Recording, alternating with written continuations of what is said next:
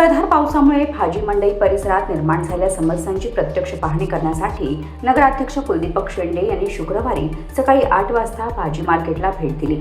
सुमारे तासभर त्यांनी महात्मा फुले भाजी मंडई, मासळी मार्केट व परिसराची पाहणी करून व्यापाऱ्यांशी संवाद साधला।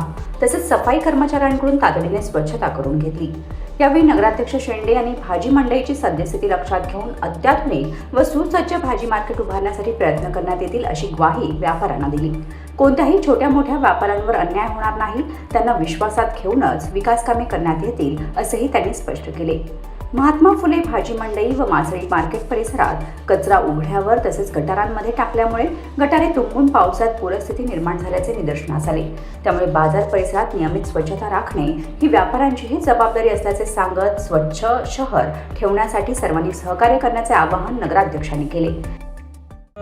बऱ्याच दिवसापूर्वी आम्ही भाजी मार्केटमध्ये सुद्धा आलेलो होतो। भाजी मार्केटमध्ये अवस्था अत्यंत बिकट आहे, व्यापाऱ्यांच्या सुद्धा खूप समस्या आहेत। आमचा सर्वांचा नगरपालिकेचा मानस आहे, नगरसेवक असतील, सभापती असतील, नगराध्यक्ष, उपाध्यक्षांचं, की एक अद्ययावत चांगलं सुसज्ज असं एक चांगलं मार्केट की जे महाराष्ट्रातून लोक बघायला येतील असं एक चांगलं मार्केट व्यापाऱ्यांना विश्वासात घेऊन करण्याचा आम्ही सर्वांनी मानस ठेवलेला आहे। त्यामुळे काल 2-3 दिवसापूर्वी सर्व व्यापारी प्रतिनिधींशी सुद्धा मीटिंग झाली आणि आजच्या याच्यामध्ये एक आम्ही स्वच्छता मोहीम घेतली मार्केटमधली। आमच्या सर्व आरोग्य विभागाच्या कर्मचाऱ्यांनी खूप मेहनतीने, आज मी बघितलंय सकाळपासून एक चांगली मेहनत घेतलेली आहे, त्यांना सुद्धा धन्यवाद देतो। परंतु मी व्यापाऱ्यांच्या बरोबर नागरिकांना सुद्धा आवाहन करतो की खोपोली ही स्वच्छ राहणं हे तुमच्या हातात आहे।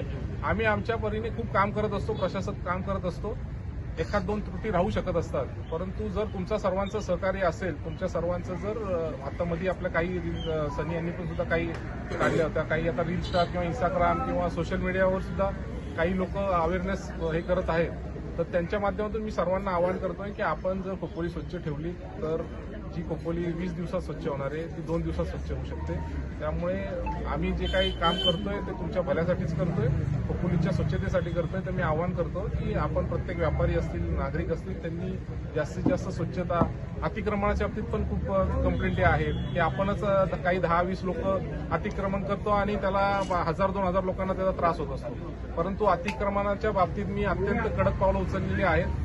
मी कोणाची शिफारस ऐकणार नाहीये। मी पूर्णपणे पुन्हा एकदा सर्वांना हे देतोय की अतिक्रमणाच्या बाबतीत जर कोण करत असेल तर त्यांनी कुठल्याही बाबतीत पॉलिटिकल प्रेशर आणू नये आणि कुठल्याही प्रकारचं त्यांचं नगरपालिका प्रशासन कुठल्याही प्रकारचं प्रेशर ऐकणार नाही। मी आत्ताच आपल्या माध्यमातून सर्वांना आवाहन करतो, कारण की आम्हाला खोपोलीचं स्वच्छता महत्वाची आहे आणि त्याची सुंदरता महत्वाची आहे। धन्यवाद।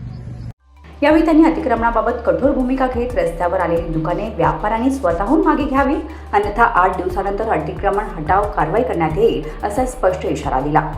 अतिक्रमणाविरोधातील कारवाई रोखण्यासाठी कोणत्याही प्रकारचा राजकीय दबाव आणू नये, अशा दबावाला मी अजिबात बळी पडणार नाही असे ठामपणे सांगत नगराध्यक्ष कुलदीपक शेंडे यांनी स्वच्छ, शिस्तबद्ध आणि सुबक खोपोली शहर घडवण्यासाठी सर्वांनी सहकार्य करण्याचे आवाहन केले। या पाहणी दौऱ्यावेळी स्थानिक नगरसेवक समीर मसूरकर, अविनाश किरवे, दिनेश थोरवे, माजी नगरसेवक कैलास गायकवाड, भाजी मंडईतील वसंत वझरकर, सतीश धामणकर, मयूर पोखरकर यांच्यासह नगरपालिकेचे सर्व अधिकारी व कर्मचारी उपस्थित होते। Bureau report, news 46, Raigad, Khopoli.